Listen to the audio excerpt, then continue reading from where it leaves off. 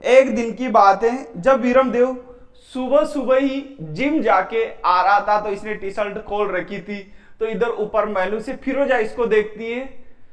तो फिरोजा इसको देखते ही लव एट फर्स्ट साइट, यानी कि वो इसको पसंद करने लग जाती है। यानी कि जब कोई जिम से आता है तो इसने टी शर्ट खोल रखी थी, शर्ट वर्ट खोल रखी थी, ऐसे घूमता हुआ आ रहा था। तो जब इसने फिरोजा ने ऊपर से मालू से इसको देखा तो फिरोजा इसको पसंद करने लगी।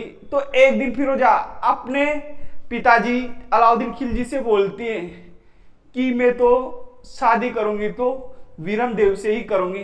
तो अलाउद्दीन खिलजी फिरोजा से क्या बोलता है, वो तो काफिर हैं, हमारे लायक नहीं है, उससे तुम्हारी शादी नहीं हो सकती। जो फिरोजा थी ना, उसके माता नहीं थी।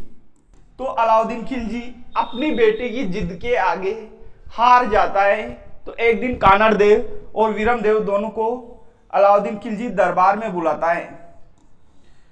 इनके आगे प्रस्ताव रखता है कि जो मेरी बेटी फिरोजा है ना, आपके राजकुमार, मेरी बेटी फिरोजा आपके राजकुमार वीरमदेव से शादी करना चाह रही है। उस टाइम पे तो ये बोल देते हैं कि हाँ जरूर सर, आप तो इतने बड़े राज साम्राज्य के सुल्तान हो, हम एक छोटे से रियासत के शासक हैं, तो ये कैसे हो सकता है। तो वो क्या बोल, अरे आप कोई दिक्कत नहीं, अगर आपको पैसे वैसे की दिक्कत हो तो पैसे वैसे मैं दे दूंगा। तो उस समय तो ये हाँ कर देते। इनके मन में तो आ रहा था कि अपन शादी नहीं करें।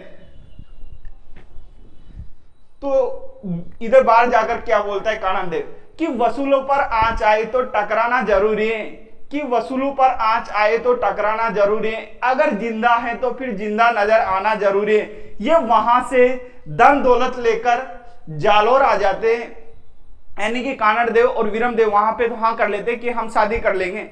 वहां से ये आ जाते हैं, यानी कि अलाउद्दीन खिलजी इनको बहुत सारे पैसे टके दे देता है।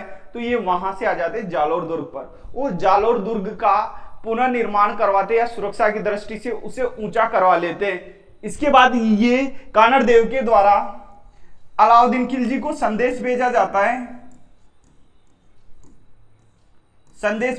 है कि मैं तो शादी आज करूं ना कल करूं आपकी बेटी से।